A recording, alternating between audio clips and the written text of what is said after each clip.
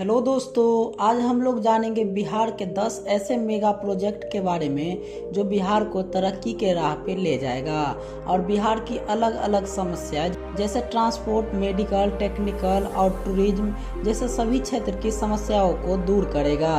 जैसा कि आप लोग जानते हैं कि आज के समय में कोई भी बिजनेसमैन हो या फिर कोई भी यात्री एक शहर से दूसरे शहर जल्द से जल्द पहुंचना चाहता है, जिससे उसका समय बचे और एक दिन में ज्यादा से ज्यादा काम कर सके।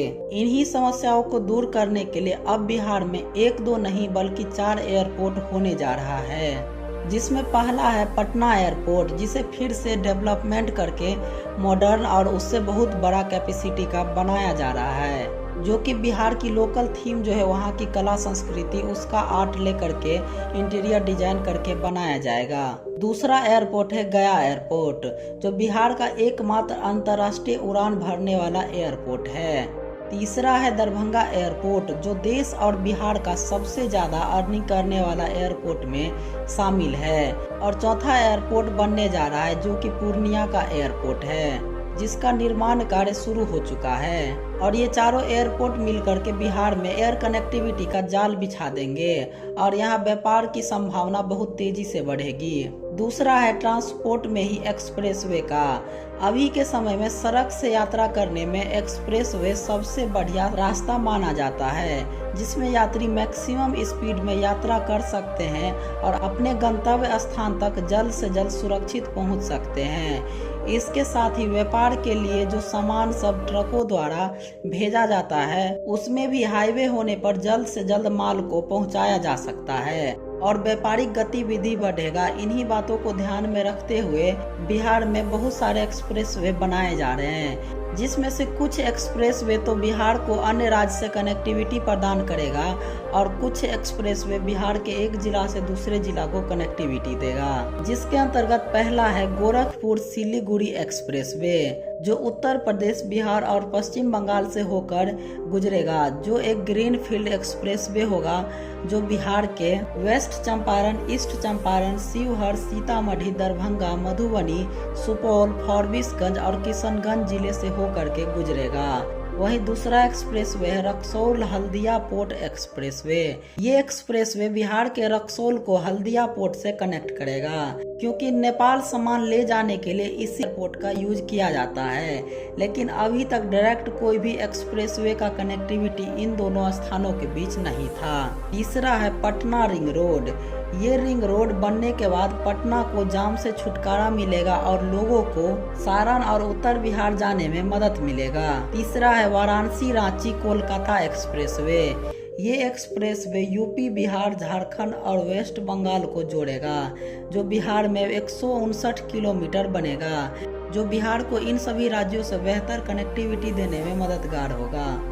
इसके अलावा है दरभंगा आमस एक्सप्रेसवे, जो बिहार के औरंगाबाद जिले से बिहार के गया, पटना और दरभंगा एयरपोर्ट को कनेक्ट करते हुए दरभंगा तक जाएगा, जो उत्तर और दक्षिण बिहार की कनेक्टिविटी बढ़ाएगा। साथ में ही इसे मधुबनी जिले के जयनगर तक ले जाने का प्रस्ताव है। वहीं अगला सेक्टर है टेक्निकल फील्ड का। बिहार के टेक्निकल फील्ड में हो रहे कार्य की बात करें तो अभी 2 बड़े प्रोजेक्ट पे काम चल रहा है। पहला है साइंस सिटी का निर्माण, जो कि डॉक्टर APJ अब्दुल कलाम को समर्पित है और उन्हीं से प्रेरित होकर के बनाया जा रहा है, जिसके मदद से लोगों में विज्ञान के प्रति रुचि बढ़ाने और आम जीवन में विज्ञान के उपयोग का खास ध्यान रख करके बनाया जाएगा, जो कि देश के सबसे बड़े साइंस सिटी में से एक होगा, जिसका निर्माण पटना में हो रहा है। दूसरा है दरभंगा IT पार्क का। इसका निर्माण कार्य भी तेजी से चल रहा है, जिसके बनने के बाद बड़े बड़े टेक्निकल कंपनी को अपना व्यापार बिहार में बढ़ाने में मदद मिलेगा। साथ में ही बिहार के लोगों को टेक्निकल काम करने का ऑप्शन यहाँ भी मिल जाएगा। इस पार्क में सभी सुविधाओं का ध्यान रखा जाएगा, जो कि टेक्निकल फील्ड का होता है। नेक्स्ट है मेडिकल सेक्टर। किसी भी राज्य को खुशहाल रहने के लिए मेडिकल सेक्टर भी बहुत जरूरी है, क्योंकि अगर मेडिकल इंफ्रास्ट्रक्चर अच्छा नहीं रहे तो लोगों की जान का मोल नहीं रह जाता है। लोग बेबस होकर के दूसरे राज्यों में इलाज के लिए जाने पर मजबूर हो जाते हैं और दूसरे राज्य में जाने पर खर्चा बहुत बढ़ जाता है। इन्हीं सब कारणों से अब बिहार के मुजफ्फरपुर में टाटा ग्रुप के द्वारा कैंसर का अस्पताल बनवाया जा रहा है, जो बिहार के कैंसर रोगियों के लिए वरदान साबित होगा। वहीं उत्तर बिहार में मेडिकल सुविधा का अभाव और बाढ़ के कारण लोग त्रस्त रहते हैं, जिनके समस्या को दूर करने के लिए यहां एम्स का निर्माण किया जा रहा है। वैसे तो अभी तक दरभंगा एम्स का निर्माण कार्य पूर्ण भी हो जाना चाहिए था, लेकिन राजनीति कारण से अभी तक इसका निर्माण कार्य नहीं हो पाया है। साथ में ही दरभंगा में सुपर स्पेशलिस्ट हॉस्पिटल भी बनकर तैयार हो चुका है। इसके अलावा भी बहुत से मेडिकल कॉलेज हर जिले में खोले जा रहे हैं, जिससे मेडिकल पढ़ाई के साथ साथ उपचार में भी मदद मिलेगा। और पांचवा क्षेत्र है टूरिज्म सेक्टर।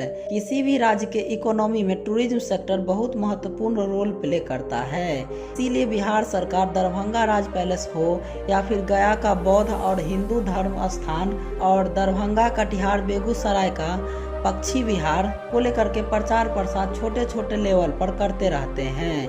इन्हीं को बढ़ावा देने के लिए अब राजगीर में क्रिकेट स्टेडियम का निर्माण किया जा रहा है, जिसके बनने के बाद टूरिज्म सेक्टर में भारी उछाल आएगा।